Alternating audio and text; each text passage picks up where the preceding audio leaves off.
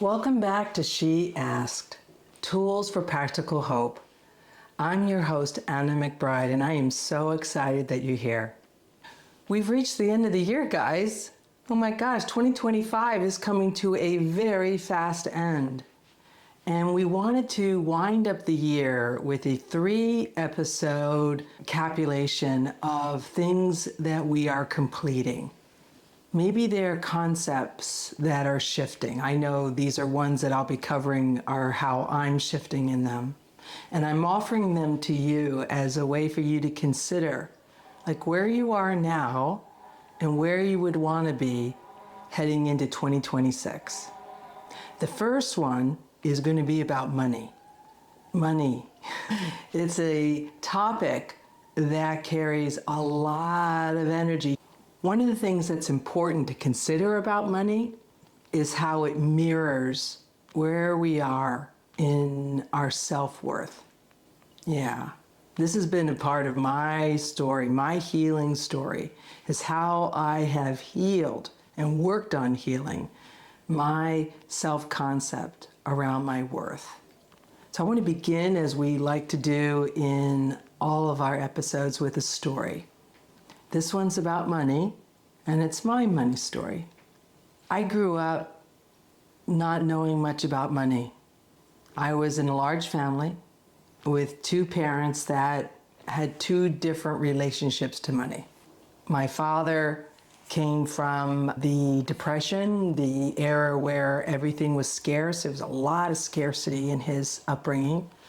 And my mother came from a family that had a little bit more means and from another country.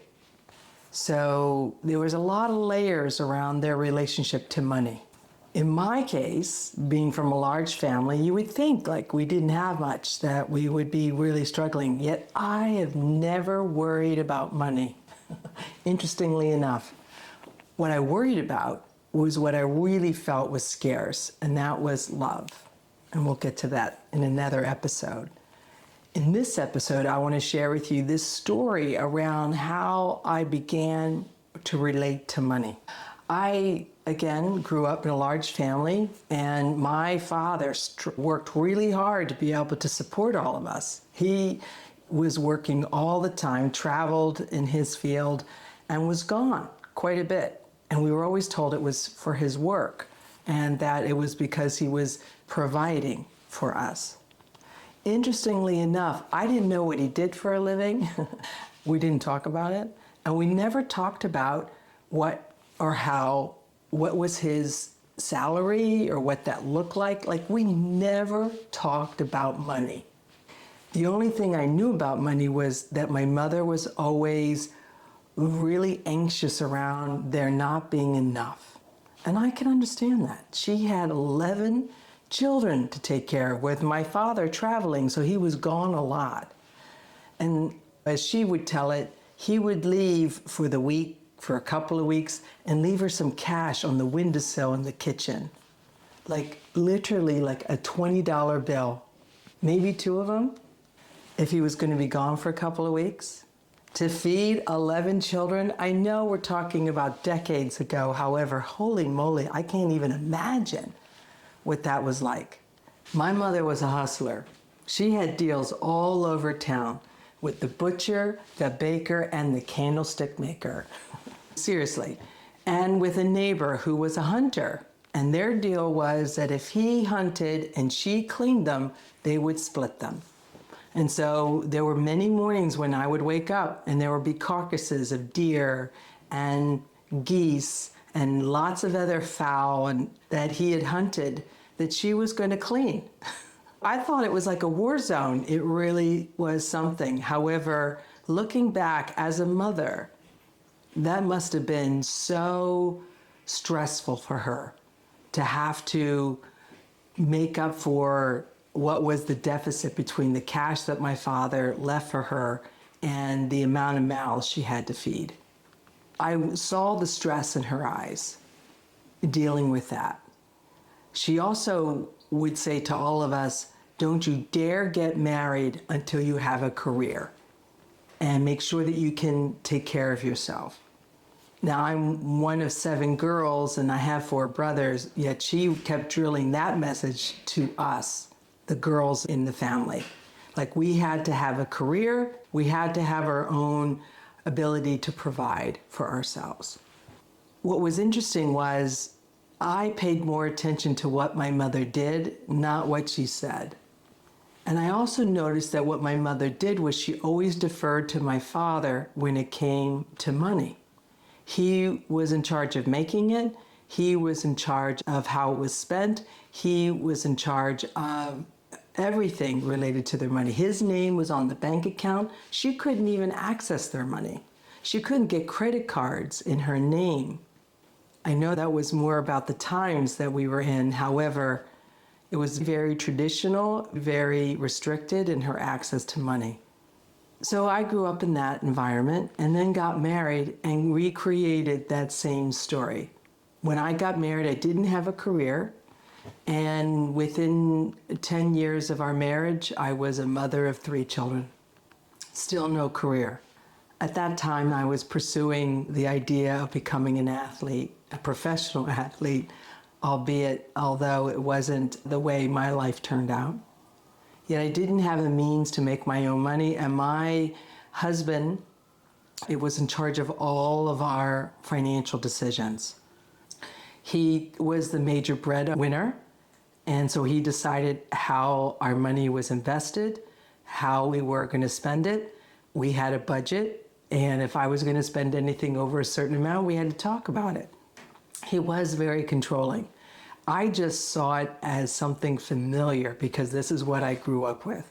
Although I knew what he did for a career, I didn't necessarily understand or appreciate how much he made.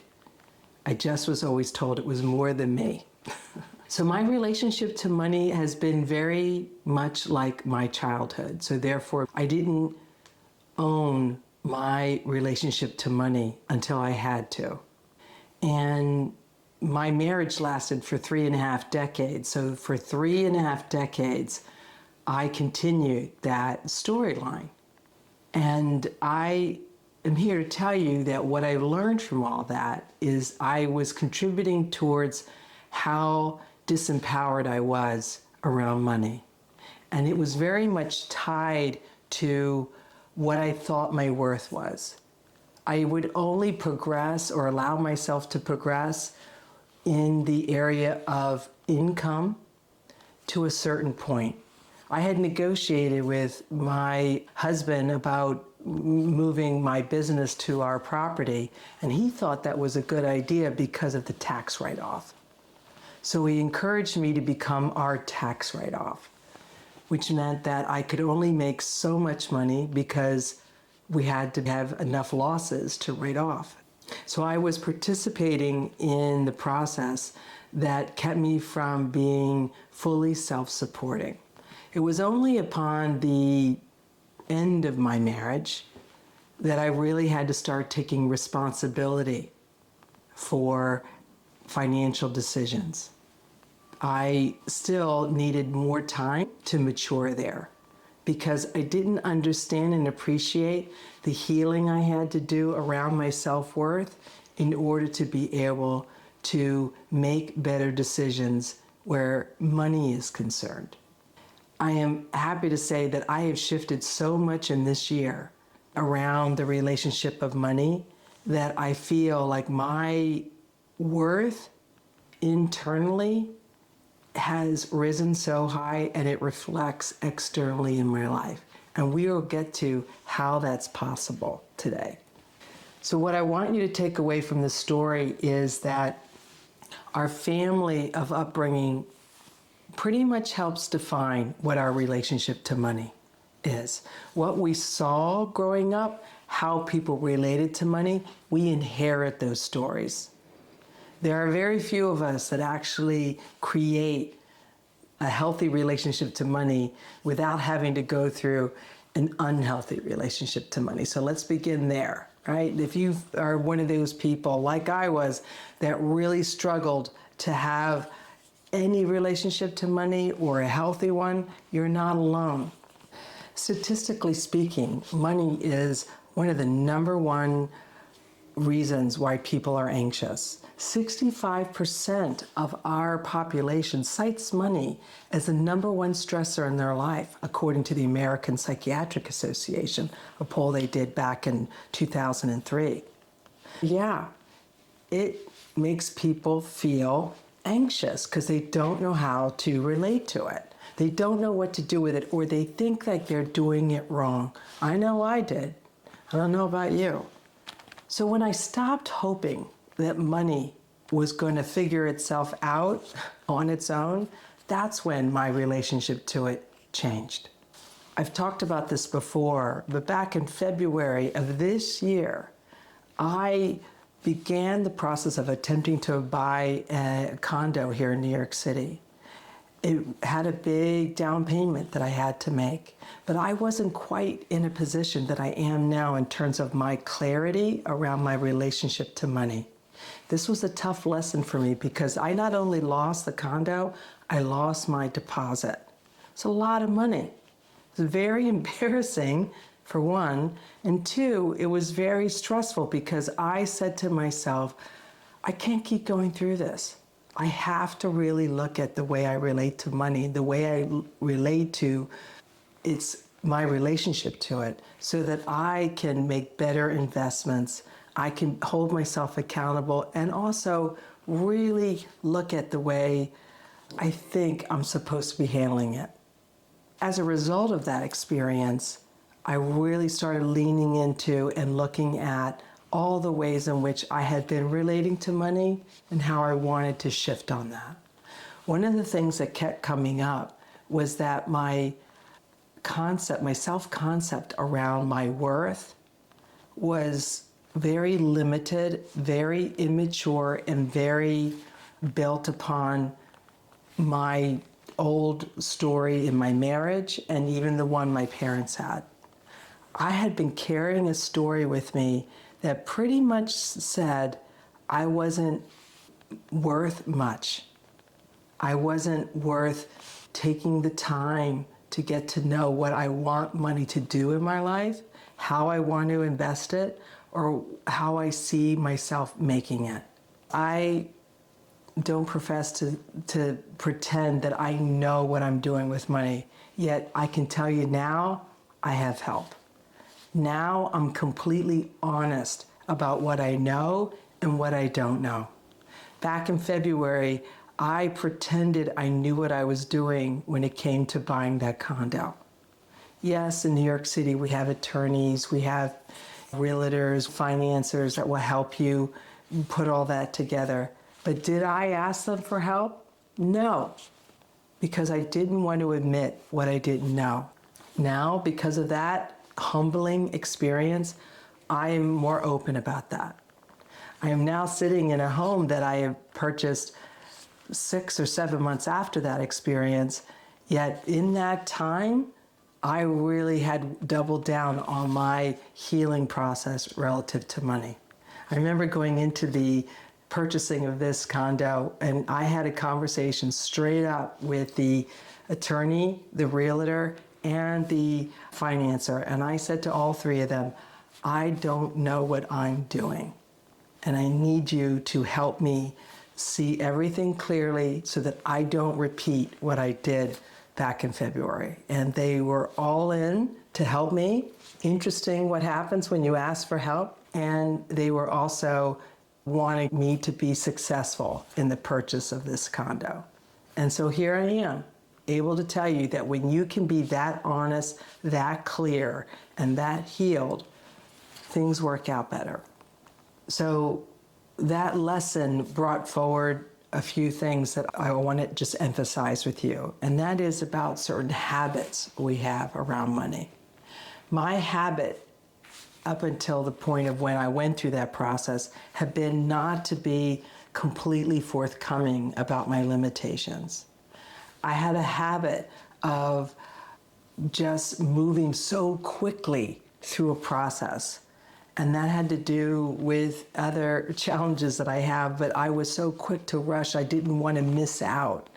And so I had convinced myself that if I didn't move quickly, then I was going to lose that condo. I ended up losing it anyway. And I'm convinced that it was partly because I wouldn't slow down. I wouldn't ask enough questions. I wouldn't admit that I didn't know what I didn't know. And now, because I saw that more clearly, I attended to those parts of me that were not quite healed around that. And those are holdovers from my childhood. And where back then I thought that if I admitted what I didn't know, it wasn't safe. Back then, people knew that I didn't know what I was doing with money. I was laughed at. That happened again in my marriage. My husband thought it was very not okay that I didn't know how to invest money, handle money, or even argue with him around money. I always deferred to him because I literally felt very childlike around money. I'm not like that anymore. I take it all very seriously and to the point where I can handle it so much better. So habits around money are something to look at. The other thing is around fear. I had a lot of fear around money that I needed to look at it. It's not like I felt like I wouldn't have enough money. It was more like I had made money connected to love. And so my real fear around not having enough love in my life was very confused and somewhat wrapped up in my relationship to money. It was blocking me. So it's like I had to face the fear around love in order to really have a different relationship with money. I had a fear around not knowing what I was doing with money. And that was true. I didn't know what I was doing. I think the real fear was people knowing that I didn't know what I was doing. Because how would that look like? What would people think about me? That was the real fear. And I want to tell you that I'm not alone in not knowing what I'm doing. I really do think that most people don't. Yet I will be the first one to tell you that I don't know what I'm doing, and I don't care if people know that. Obviously, I'm talking about it now. I wasn't talking about it then. Another fear was to have people know that I had such a restricted idea around my worth. I come across as being very confident, and I am. However, it's been confusing on how confidence didn't really translate into worth. They are really two different things. My self-worth, which is really tied up in my self-esteem, was far much lower. And it was perpetuated through my marriage because of the dynamic there. So when it came to money, I was very low in my relationship to worth. I thought that I had to perform at a very high level to be worth anything. And so I'll give you an example.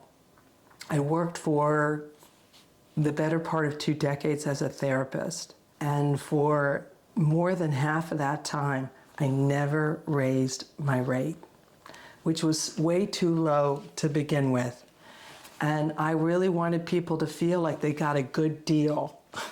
Like I was the bargain therapist, when really I was negotiating against myself because I didn't believe I was worth what other people were charging for the same service, even though I was so good at what I was doing.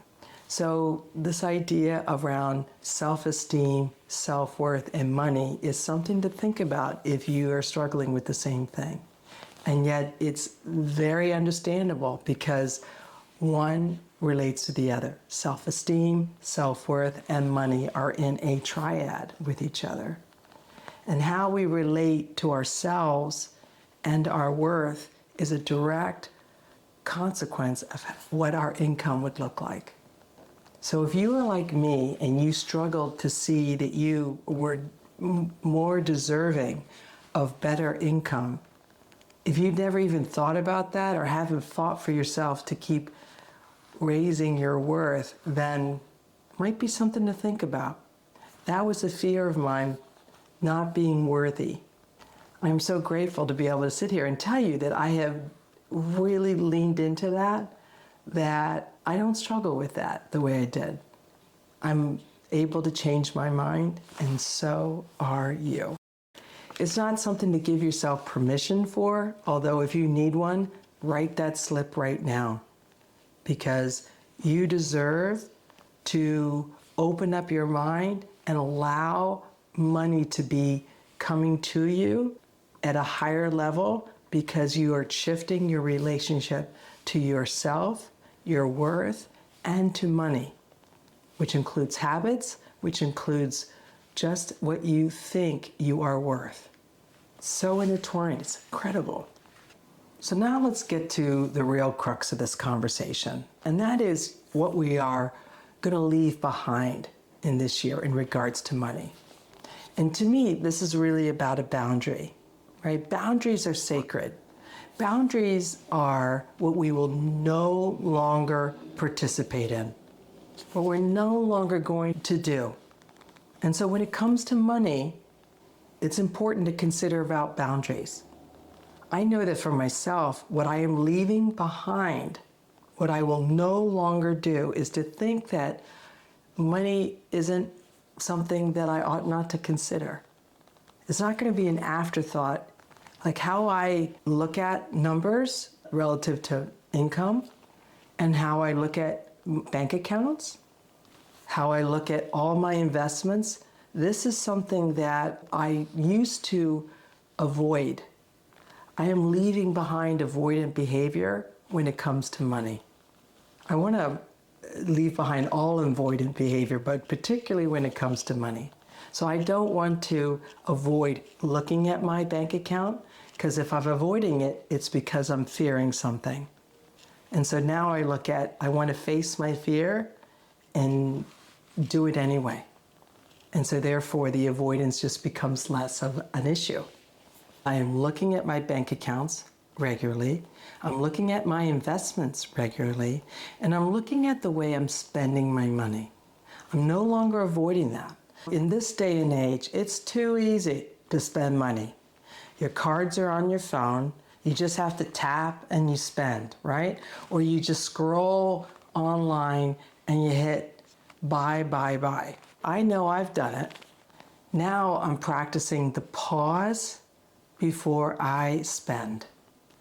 If it's important today, it'll be important tomorrow. And if it goes beyond a certain level of spending, I want to consider it before I spend it. I used to look at scrolling as something to do with my spare time. When I realized and slowed down and realized that I was using it to alleviate certain anxiety, I got curious about that, and I asked myself, what am I anxious about? If I'm not worried about money, what am I really worried about? And what I came to find out was that when I wasn't attending to myself, when I was looking outside of myself for attention and I wasn't getting it, that made me anxious. And so I would definitely fill the time scrolling and spending instead of really feeling the feeling. Yeah, I no longer am going to avoid having conversations around money when it comes to people that I care about. I'm a very generous person by nature, and I am okay with that. Yet, I think that when it comes to how I invest or who I invest in, I want to make sure that it is something that works for me. So I'm no longer going to people please when it comes to money. These are conscious choices that I'm making that have more to do than just money, yet they really spill over into my relationship with money, because how I relate to myself, to my feelings, to my loved ones, people I care about, is how I relate to money. It's just another relationship that I have. And if I want it to be one with integrity, one in alignment with who I am now versus who I was in my marriage, who I was as a child, I have to be willing to have a boundary about how I want that relationship to be. I want it to be of quality. I want it to be of integrity. I want it to be of no fear. Because even though I said that I wasn't worried about money, my childhood was filled with so much other things that I was anxious around, other fears that I had. I didn't understand, nor did I appreciate how lacking I was in other needs that I had. And I couldn't articulate that. It just wasn't, there wasn't any space for that. So as an adult, I never matured in being able to speak up for what I needed. And so that really spilled over to the way I related to money. I was very childlike with money. And that's only until recently. And so I'm no longer going to participate like that because I'm a grown-up. And I want to have a mature relationship with money. I don't want it to dictate my life. I just want it to be an asset. And the way I know to make it an asset is to be able to have no fear in the way I'm relating to it or handling it. And yeah, that's something I'm keeping in mind as I wrap up this year and want to participate at a higher level to money. And I want to change the story of how I describe my relationship to money. I'm not going to say phrases like, I am bad with money. I'm not going to say things like, I don't have to work for money, or that I am here just to do service. Yes, I want to be of service, and I need an income. So I'm being real about my worth and about my relationship to money. And these are things that we can all do together. We can change the way we have a relationship to money by changing the story we tell ourselves about it and what we say about it to other people. Because what we think and what we say becomes the reality.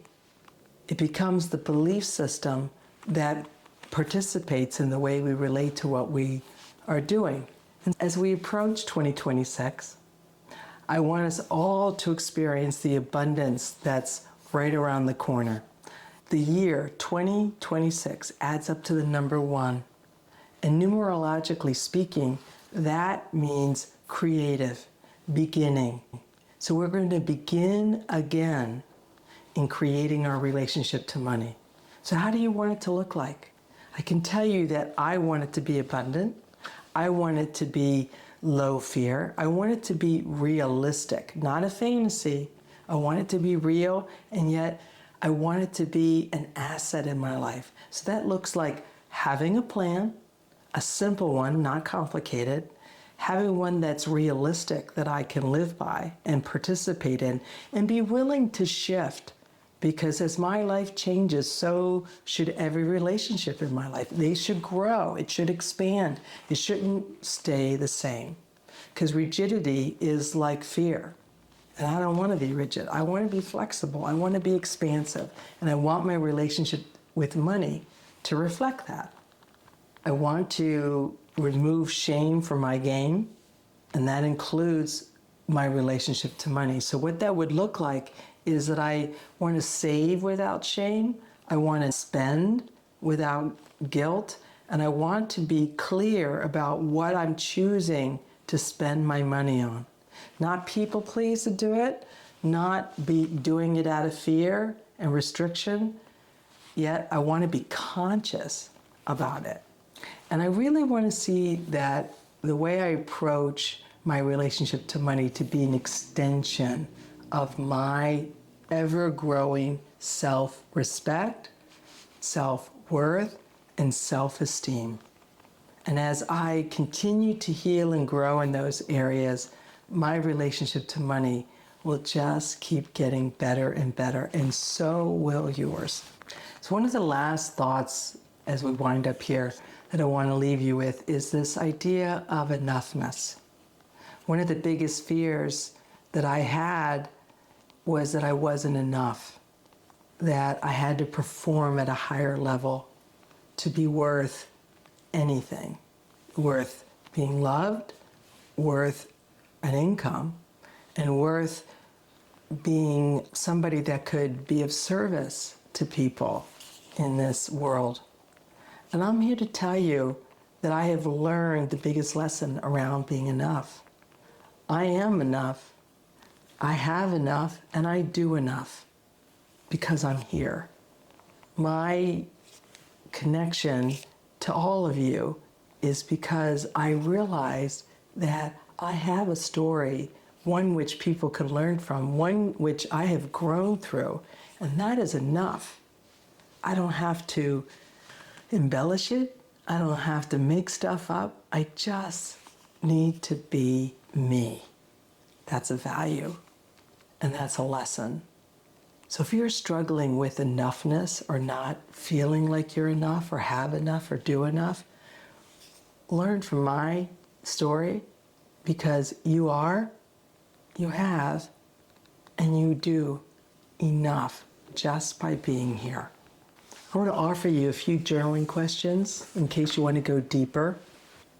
Because remember, people who shift in their relationship to money actually report to be happier.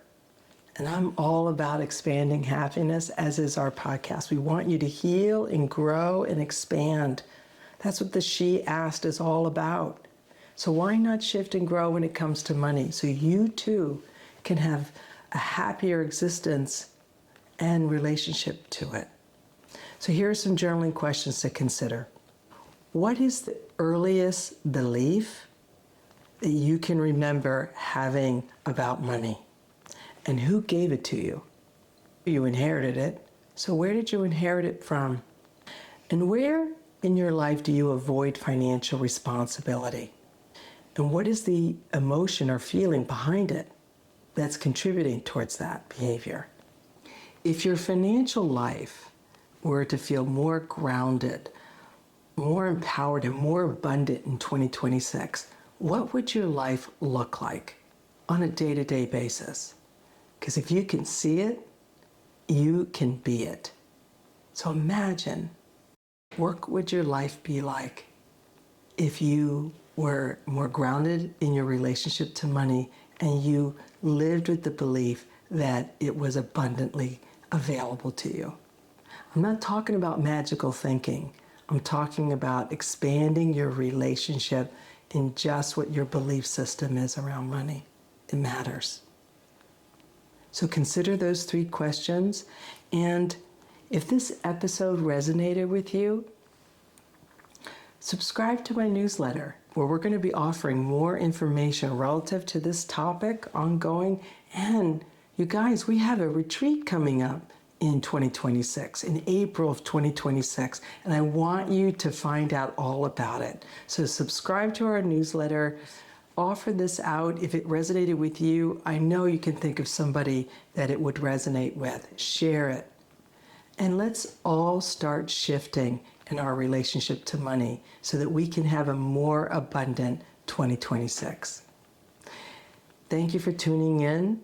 Thank you for participating in this conversation around money. And as always, here we are on She Asks, where practical hope meets healing.